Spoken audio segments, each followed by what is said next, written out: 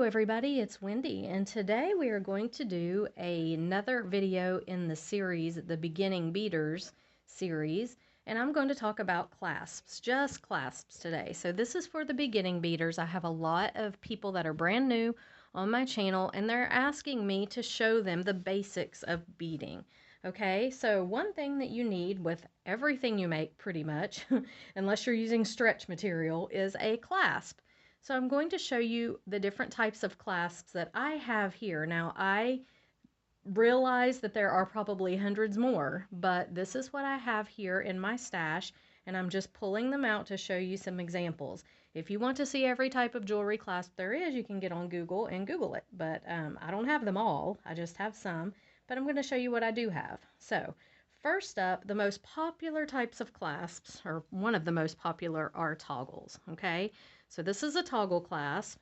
They come in big ones, they come in tiny ones, they come in all different shapes, sizes, designs. You can get them shaped like butterflies, like flowers, like hearts, just about anything you can imagine with a toggle clasp.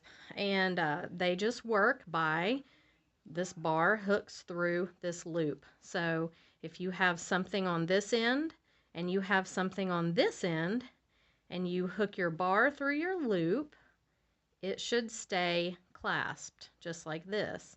Now, one thing you have to be careful of when you're working with toggle clasps is when the bar part here, you can't have big beads right here or it's not going to have room to go through. You have to be able to fit this through your loop. So a lot of times in bracelets and such things as that, we will hook a couple jump rings onto the bar or some small beads here just to make sure that it's able to get through the loop and maintain the closure, okay? So another thing I hear people talk about with toggles is sometimes the bar and the loop aren't proportionate and things will come apart. So obviously you cannot use a big bar that won't go through a small loop, okay? Even this probably wouldn't work too well, okay? It could, but not so great. As same, you can't use a small bar that's not going to stay in your toggle loop. These have to be proportionate to each other in order for them to stay closed. Okay, so that's toggles. Like I said, all different shapes, different sizes. Yeah, they're really great. I like toggles, I will say, for necklaces. I do not really care for them for, and bracelets I like them for most of the time, as long as they're secure. I don't know, I don't use them a lot in bracelets. I've had a few that have come loose and come off, so unless it's a fairly tight bracelet, I don't use a toggle on it. If it fits really loosely, I'd rather use a lobster clasp. I just feel like that's way more secure. So, in moving on to lobster clasps, these are lobster clasps. This is your basic lobster claw clasp. It'll be called a lobster clasp, a lobster claw clasp, whatever. But it just opens and closes, and you would have a ring that you would use. So say we've got this here, and it would just clasp onto that, and it stays secure. I like these a lot better than most other clasps because you know they're not going to come undone. So this is a medium-sized one. I think it's a 16 millimeter. They come very small. They come very large. They come patterned like elephants and fish and whatever else you can possibly imagine. Your lobster clasp can come in. So these are really, really cute fish ones that I got from the Adornable Elements box, and it's hard to hold it open. This is an elephant one. I actually ordered these from AliExpress. Here is another type of lobster. So if you can see, this one's shaped different than this one is. Whoops, if I could hold on to things, it would help. So just like that. So, I mean, they come even smaller than this. They come huge. But lobster clasps, they're one of my favorite types, just because I feel like they're very secure. So, and all you do is you put a jump ring here and hook it onto your project, and you have a ring for it to hook to, and you're good to go. So those are lobsters. Okay, then we have magnetic clasps. Now, magnetic clasps come in a bazillion different shapes, colors, types. I mean, they're just, yeah, there's like no limit. So here is a normal magnetic clasp with a jump ring stuck to it because everything sticks to these. Okay, so here it is. And you can see you've got your two magnets. It magnetizes together. and you've got your 2 loops to hook either end of whatever it is you're making on. I will not use magnetic clasps for bracelets. I won't. I have used so many and they have come apart and I've lost them. So I don't care how strong you think your magnet is, I will not use a magnetic clasp for a bracelet. I won't do it for a customer. I won't do it for myself because you're going to lose your bracelet. Here's another type of magnetic clasp. So this one sits on top of that one. Just like this. They're decorative. They can be very pretty, but see, this one's not very strong. That would be so easy to snag your bracelet and it come right off and it's gone. Now, I don't mind using them so much for necklaces, but for bracelets, absolutely not. I won't do it. This one I feel like is a little more secure because this piece has to fit up inside of that piece. So it slides down over it like that. So slightly more secure than these other ones, but still not a whole lot. So just like this, you know, you've got your magnetic clasp. So if I'm going to use one for pretty much anything, I prefer this kind just because I feel like it's a little more secure. But they come beautiful. Like here's a beautiful owl one. You find them a lot of times with rhinestones like this one, and they're just gorgeous. But like this one right here is very, very, I mean, it's going to come open. If you're wearing that as a bracelet, you're probably going to lose your bracelet. Here's another type of magnetic clasp. So this one, this slides up inside this, just like that. This one is a little more secure as well, I feel, because see, I'm even having trouble getting it undone. But still, I don't know, I just don't trust them. And then we have the normal, like you see these all over the place, the ball kind with the rhinestones and, or half ball, I guess you would say here. Come on now. But see, if you look inside this one, and I've never used this clasp before, this magnet was coming out. Look. So if that comes out while you're wearing your bracelet, which it was, I swear it was a second ago, you can see it right there coming out. If that comes out while you're wearing your bracelet, you're going to lose your bracelet. So I just don't trust these. They're okay for necklaces, I feel like, because I feel like you would feel your necklace falling off, or, you know, things aren't going to snag around your neck as much as they are on your arm.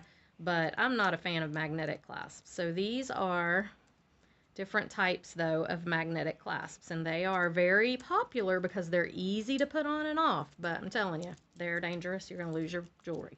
So that's magnetic clasp.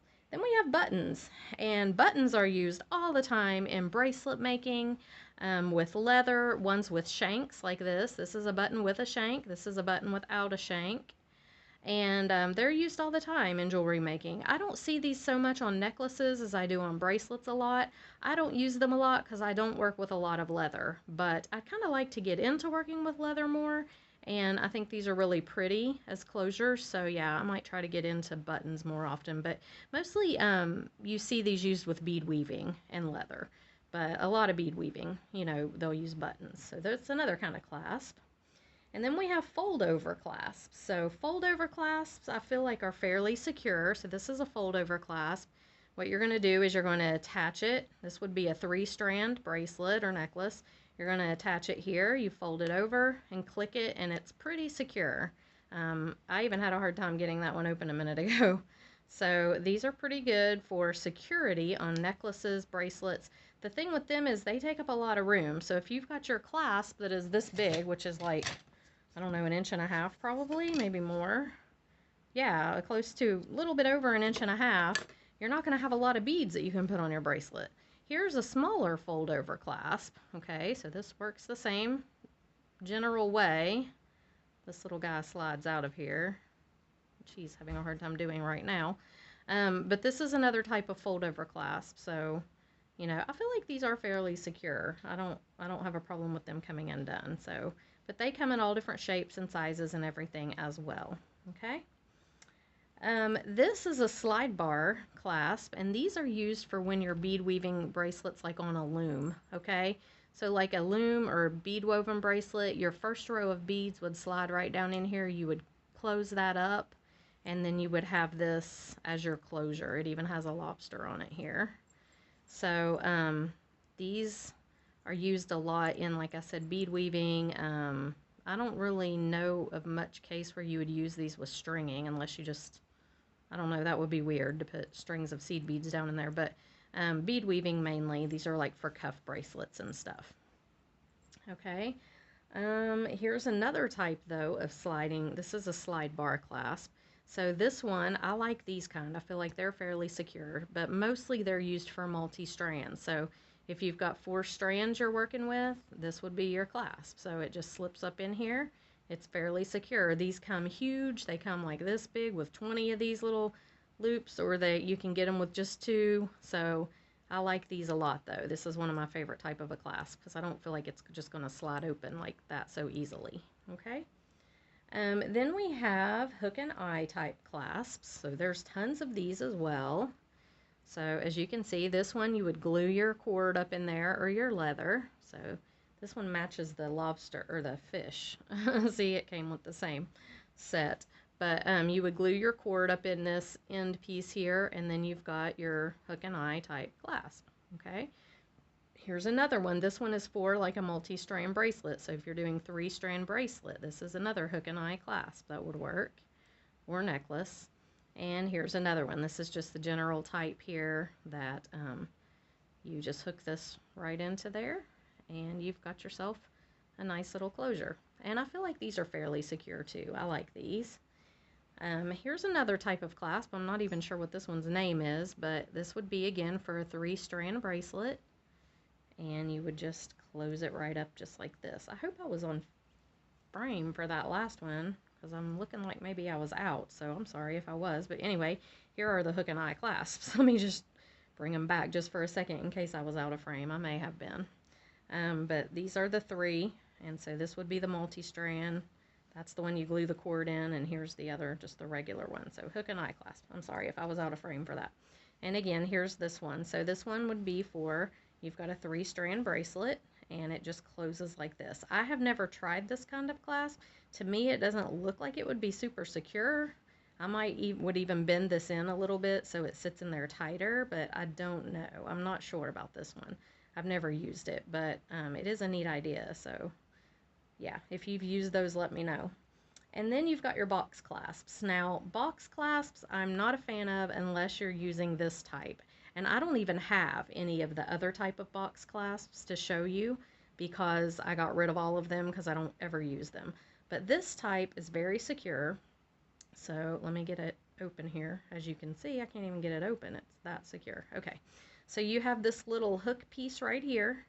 It goes on one end of your thing and this goes on the other.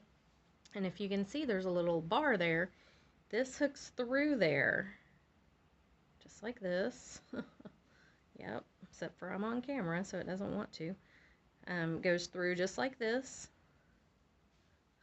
These really are not that hard to do in real life, but okay, so you get it hooked through just like this. You push it straight in until you hear it clasp, and that's it, and it's very secure. The other type of box clasp, I can just give you a general idea. It would not have this bar right here, and this piece would just slide directly in and click, but I feel like they come open very easily because it doesn't have this bar to catch it if, you know, it would come open. So if you're going to buy a box clasp, I would definitely get this kind and absolutely not the other kind that just slides in with nothing there to catch it. So those are the types of clasps that I have here in my stash today, and I just wanted to show you kind of what there is out there and how to use some of them, because I know in the beginning when I was first beading, I'd look at some of these things and think, what in the world do you even do with that? So the most common you're going to see are the toggle, the magnetic, and the lobster. Those are used on pretty much everything, but like I said, there are all these others that are available too, and there's even more than this. I just don't have every kind. But anyway, I hope this helped, and I'm going to do this whole new beader series, so I'm not sure what's going to be coming up next in it, but I'm just going to take a topic like we did here today and just kind of talk about it in depth. So I hope you guys enjoyed it, and I will see you in the next video. Bye!